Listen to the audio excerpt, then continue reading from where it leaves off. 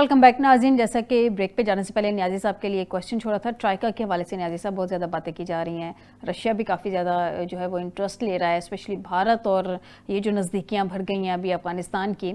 पाकिस्तान ने जब वेलकम किया था इस गवर्नमेंट को तो एक ही चीज़ सामने रखी थी कि टीटीपी की जो पाकिस्तान में कार्रवाइयाँ हैं उसको रोका जाएगा, और ये गवर्नमेंट एक्सपेक्ट किया जा रहा था कि नहीं, जो तालिबान की गवर्नमेंट आई है वो उसमें काफ़ी हद तक पाकिस्तान को सपोर्ट भी करेगी।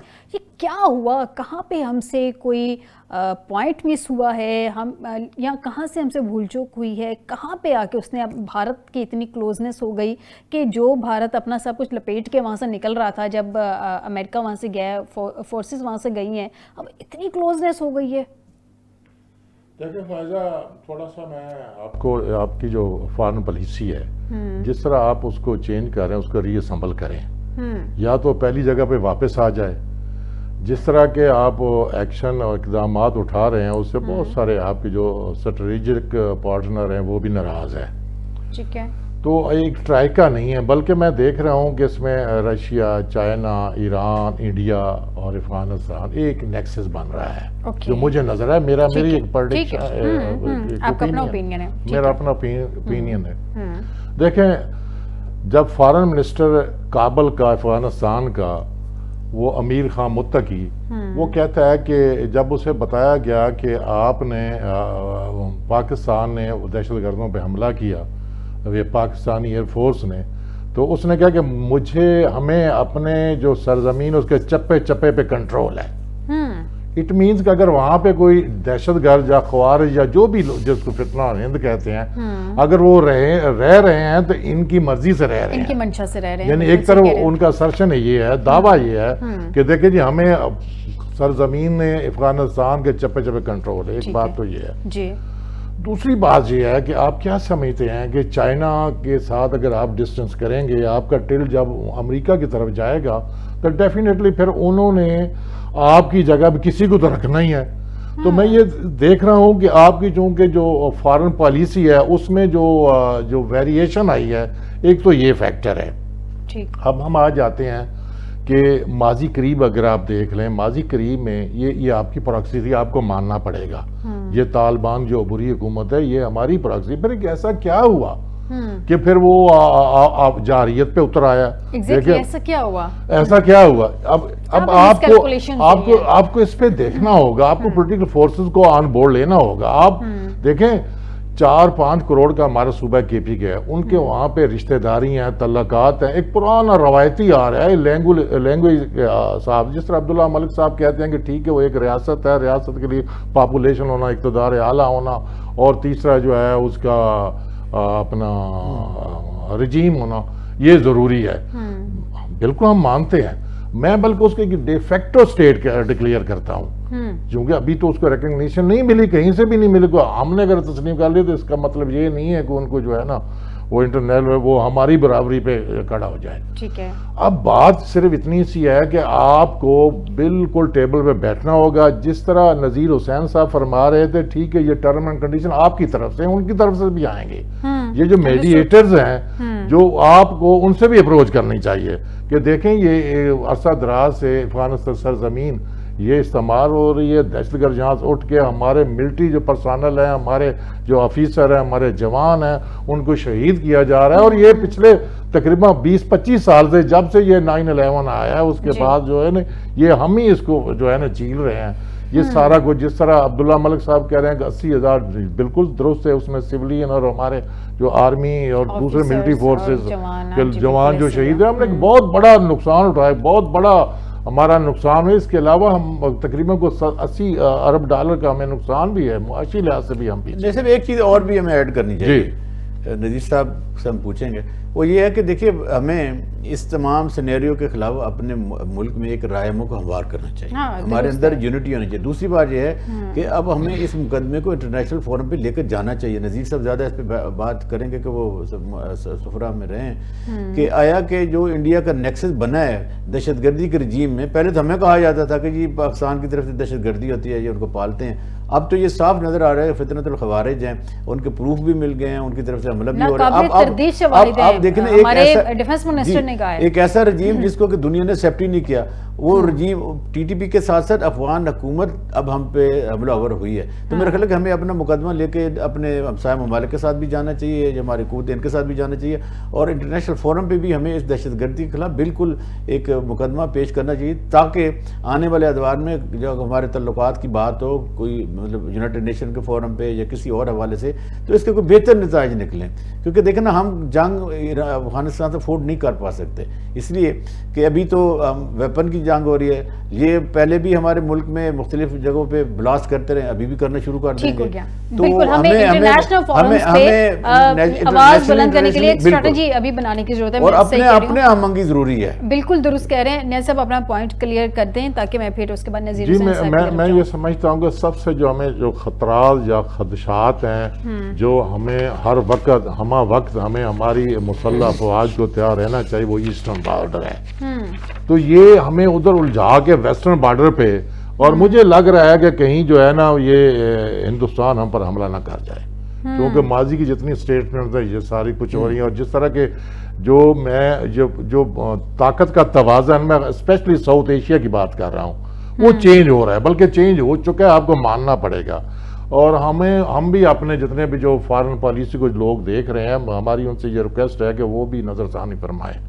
ہم چائنا سے ہم دور رہیں گے تو ہمارے نقصانات. اور ایسے میں بھی ایک نیا جو ٹرینڈ چل پڑا ہے نا, دفاعی معاہدے, نیٹو نے کیا کہ جی اپنا رشیا کے خلاف, ہم نے سعودی عرب اور ہم نے کیا اسرائیل کے خلاف. اگر کل افغانستان اور انڈیا کر بیٹھے یہ پوائنٹ بھی میں نے ڈسکشن میں نہیں کی تھی, اور اسپیشلی عبداللہ ملک صاحب, اب سعودی عرب کے ساتھ ہمارا جو معاہدہ ہوا ہے, تو کیا اب سعودی عرب نے جمپ کیا ہے؟ نہیں, انہوں نے کہا کہ جب ہم پر جا رہی ہے تو یہ افغانستان نے ابھی ہم پر حملہ کیا. بڑا کوشچن ہے یہ, صحیح بات ہے. اس نے کیا پہلے تو یہ انہوں نے تو کہہ دیا کہ اپنے مسائل خود حل کریں. اگر یہ کل کو خدا نہ خواستہ سعودیہ پہ کسی بھی طرح سے اٹیک ہوتا تو پھر ہم بھی تو یہی کہیں گے. ہم نے تو جانا ہے, ہمارے لیے تو مقدس جگہ ہے. نہیں, سعودیہ پہ حملہ پاکستان پہ حملہ ہے تو کیا پاکستان پہ سعودیہ پہ حملہ کنسیڈر نہیں ہوتا, وہ اسٹیٹمنٹ دے کے بیٹھ جاتے ہیں. اس معاہدے کو سامنے تو لائے نا. ہاں, معاہدہ تو سامنے ہے, ایگزیکٹلی اس میں کیا ہے. یہ بڑی زیادتی ہے, کم از کم اس کو پارلیمنٹ تو لے کے آئے نا. ہاں, پارلیمنٹ یہ اس طرح خفیہ جو معاہدے ہوتے ہیں, اپنے ملک کو اعتماد ملے, بتائیں تو صحیح کہ اس معاہدے میں آپ لوگوں نے ٹرمز اینڈ کنڈیشنز کیا ملک کو نقصان ہے. آپ صحیح دیکھنا, اب یہ متقی کون ہوتا ہے کہنے والا ہے کہ جی آپ کی حیثیت کیا ہے بھائی, نہ دنیا نے آپ کو تسلیم کیا سوائے ہمارے, اور ہماری بلی ہمیں میں, آپ جو انڈیا میں جا بیٹھ کر گود میں کہہ رہے ہو کہ بالکل صحیح کہہ رہے ہیں. اجاز ملک صاحب کی طرف ہمیں بہت زیادہ اختلاف اور تکلیف بھی ہوئی ہے کہ آپ دشمن کے گھر میں بیٹھ کے ہماری بات کر رہے ہو, اور آپ کی قوت کیا ہے, ہم آپ کی قوت جانتے ہیں اور سکھانا بھی جانتے ہیں. سر آپ نے موقع دیا ہے, آپ نے موقع دیا, بالکل دیا ہے سر, دیا ہے, اس میں کوئی شک, آپ نے سپیس دی ہے تو تبھی ٹھیک ہو گیا. جان لیتے ہیں اجاز ملک صاحب سے. اجاز ملک صاحب, سپیس کی بات بن رہی ہے, مجھے آپ کے خیال میں, آپ کے اوپینین میں, سپیس پاکستان نے کہاں لوز کی ہے اپنے ہمسایہ ملک کو لے کے, اور یہ جو برادر ملک ہم کہی جا رہے ہیں, افغانستان برادرانہ کوئی تعلقات تو رکھ نہیں رہا پاکستان کے ساتھ. پاکستان نے ہمیشہ کوشش کی ہے, اسٹریٹجی رہی ہے جی ہمارا برادر ملک ہے, لیکن افغانستان کی طرف سے جو ابھی کیا جا رہا ہے, جس طرح کے اسٹیٹمنٹس دی جا رہی ہیں, میرے خیال میں ہمیں تھوڑی سی اسٹریٹجی کو اس میں بھی تبدیل کرنا چاہیے کہ وہ ہمارا ایک ہمسایہ ملک ضرور ہے, لیکن یہ جو برادر کی رٹل لگائی ہوئی ہے اس کو تھوڑا سا تبدیل کریں اور ایک ہمسایہ ملک کی طرح اس کو ٹریٹ کیا جائے. اجاز ملک صاحب جی, ہمسائیگی جو ہے نا وہ ایک جغرافک ریالٹی ہوتی ہے, اس کو ہم چینج نہیں کر سکتے. لیکن نہ تو یہ اسلامی ملک ہے, یہ جس طرح کا اسلام یا جس طرح کی اسلامی ریاست کا یہ دعویٰ کرتے ہیں وہ کیا ہمیں ایکسیپٹیبل ہے, یا کسی مہذب دنیا میں وہ اسلام ایکسیپٹیبل ہے؟ تو یہ بالکل یہ آپ درست فرما رہی ہیں, ایسا کوئی وہ نہیں ہے. یہ صرف ہم لوگ اپنے جو ہے نا ایک لوکل آڈینس کو کمفرٹ کرنے کے لیے ہم یہ اس طرح کے جو ہے نا لفاظی کرتے ہیں.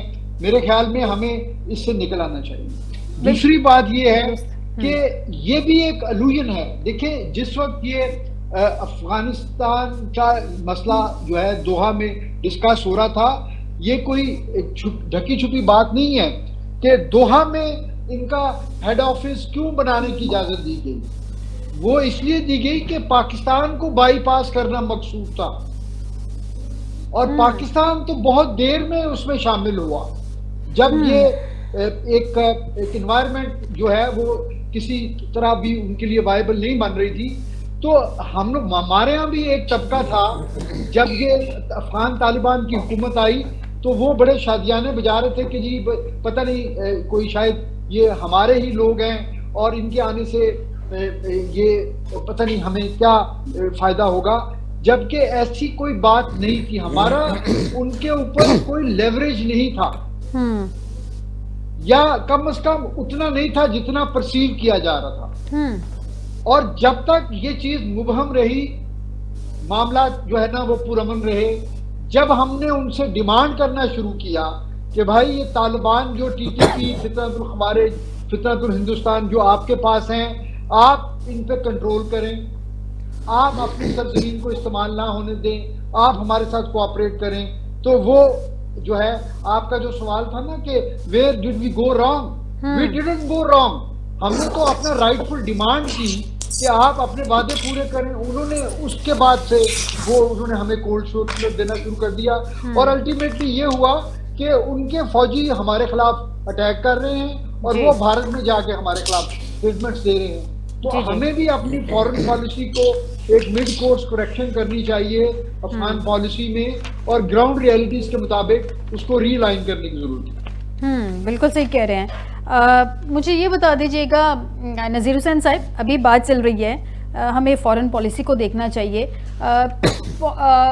انٹرنیشنل فورمز پہ ہمیں اس چیز کو ہائی لائٹ کرنا چاہیے. یہ جو نیکسس بن رہا ہے اس حوالے سے، جیسے کہ ہمارے یہاں پہ ہمارے جو ڈیفنس منسٹر ہیں انہوں نے ٹی وی پروگرامز میں کہا ہے کہ ہمارے پاس ناقابل تردید شواہد موجود ہیں اس بات کے کہ جو افغانستان کی طرف سے کیا جا رہا ہے پاکستان کے، یا جو بارڈر کے اس پار سے پاکستان میں سارا کچھ ہے معاملات. تو ان کو چاہیے نا کہ سر اپنی پالیسی بہتر کریں، یہ سارے معاملات انٹرنیشنلی سامنے رکھیں، فورم جتنے بھی ہم یوٹیلائز کر سکیں تو اس پہ بھی گائیڈ کر دیں. دوحہ اکارڈ کی آپ نے بات کی تھی، دوحہ اکارڈ کو بھی میرے خیال میں ہمیں ہائی لائٹ کرنا چاہیے کہ دوحہ اکارڈ کے اکارڈنگلی ہم اپنی سرزمین جو تھی وہ کسی دوسرے ملک کے خلاف استعمال نہیں ہونے دیں گے، یہ اس میں ایگریمنٹ تھا. اب وہاں کی جو سرزمین ہے وہ بھی استعمال ہو رہی ہے ہمارے خلاف. اس کے اندر جو پولیٹیکل اسپیکٹ ہے کہ گورنمنٹس جو ہیں آل انکلوسیو گورنمنٹس بننی تھی، انٹرا افغان ڈائیلاگ ہونا تھا، اس طرف بھی معاملات نہیں جا رہے ہیں. تو یہ ساری چیزیں پاکستان کو کس طرح سے ہائی لائٹ کرنے کی ضرورت ہے؟ دیکھو جی، جو آپ نے دوحہ کی بات کی، اس میں انفارچونیٹلی پاکستان سگریٹری نہیں ہے. اور یہ جیسے ابھی یہ پوائنٹ آؤٹ ہوا کہ ہم بہت لیٹ شامل ہوئے اس میں، یہ بھی ہماری کمزوری ہے کہ 40 سال ہم افغانستان میں انگیج رہے، اور جب نیگوشیشن کا ٹائم آیا تو ہمیں دروازے سے باہر بٹھا دیا گیا. یہ آئندہ کے لیے بھی ایک امپورٹنٹ ہے. لیکن اس میں جو سگریٹری ہیں 2 پارٹیز ہیں صرف، اور وہ ہے طالبان اور امریکہ. آپ امریکہ کے پاس ریٹن کمپلینٹ لے کے جائیں، شکایت کریں کہ یہ جو آپ کا ایگریمنٹ تھا یہ وائلیٹ ہو رہا ہے، اور اس کی وائلیشن کی وجہ سے ہمارے ملک کے اندر نیٹو بھی ہے اس میں، تیسرا نیٹو بھی ہے. سر نیازی صاحب کہہ رہے ہیں کہ تیسرا نیٹو بھی ہے اس میں، سگنیٹری میں نیٹو بھی ہے. چونکہ امریکہ لیڈ کنٹری اور نیٹو ظاہر ہے ان کے ساتھ آئیں گے، ان کے جو سیکشن 5 کے تحت انہوں نے ان کے ساتھ آنا ہی ہے.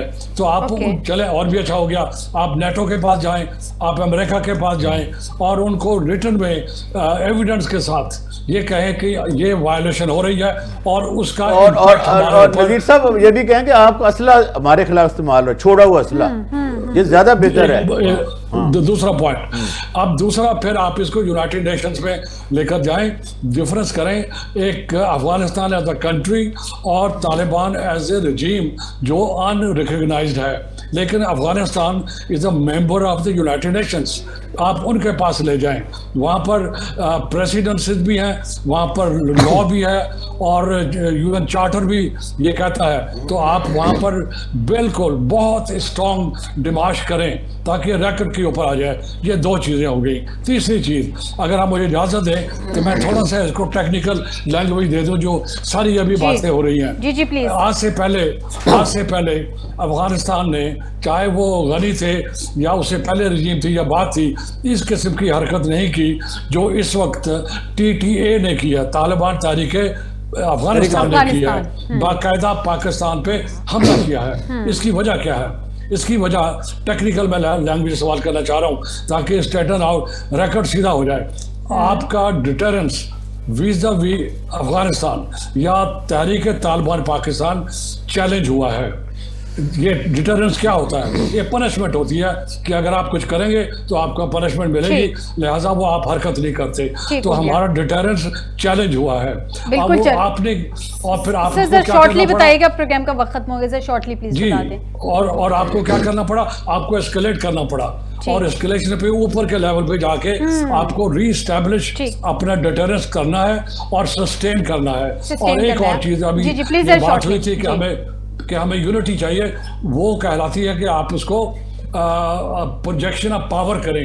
جو پروجیکشن آف پاور ہے اس میں ہم لوگ بہت کمزور ہیں. ٹھیک ہو گیا. پروجیکشن آف پاورز، یونٹی، یہ سارے پوائنٹس جو نذیر حسین صاحب نے سامنے رکھے بہت امپورٹنٹ ہیں. ملک صاحب بہت معذرت ہے سر، پروگرام کا وقت ختم ہو گیا ہے. نذیر حسین صاحب آپ کا، ایئر وائس مارشل ریٹائرڈ اعجاز ملک صاحب، عبداللہ ملک صاحب، رفیع اللہ خان نیازی صاحب، چاروں مہمانوں کا شکریہ ادا کروں گی مجھے پروگرام میں جوائن کرنے کے لیے. آج کے پروگرام سے دیجیے گا اجازت. بشرطِ زندگی آپ سے دوبارہ ملاقات ہوگی. اپنا خیال رکھیے گا. اللہ حافظ.